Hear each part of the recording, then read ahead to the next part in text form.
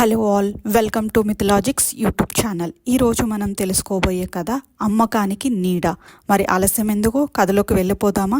అగ్రహారానికి చెందిన సుబ్బయ్య పరమ పిసినారి. అంతేకాదు, ఎప్పుడూ ఎవరో ఒకరిని మోసం చేసి ఎలా డబ్బులు గుంజాలా అని ఆలోచిస్తూ ఉంటాడు. సుబ్బయ్య ఇంటి ముందు వేప చెట్టు ఉంది. ఒకరోజు ఆ చెట్టు నీడలో ఇద్దరు బాటసారులు విశ్రాంతి తీసుకుంటున్నారు. వారిని చూసిన సుబ్బయ్య కోపంతో, ఈ చెట్టు నాది, ఇక్కడ మీకేం పని, వెళ్ళండి అని కోప్పడ్డాడు.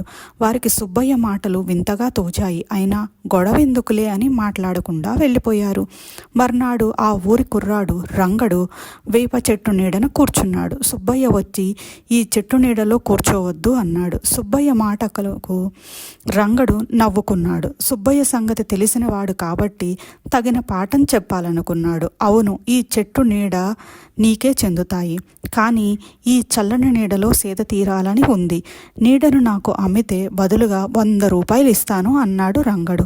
100 రూపాయలే, భలే బేరం అనుకున్నాడు సుబ్బయ్య. సరే, మా ఊరివాడివేగా, అలాగే కాని అని 100 రూపాయలు తీసుకొని జేబులో వేసుకున్నాడు. రంగడు కాసేపు ఉండి వెళ్ళిపోయాడు. మర్నాడు కూడా వచ్చి చెట్టు నీడలో కూర్చున్నాడు. అలా కొద్ది రోజులకి చెట్టు నీడన సేద తీరడమే కాదు, సాయంకాలానికి ఆ నీడ సుబ్బయ్య ఇంటి వరండా మీదకి పోతూ ఉంటే రంగడు అక్కడికి పోయి కూర్చునేవాడు. సుబ్బయ్య కోపంగా, ఎందుకు వరండాలోకి వస్తున్నావని అడిగితే నిదానంగా, నేను నీడను కొనుక్కున్నాను కదా అని జవాబిచ్చేవాడు.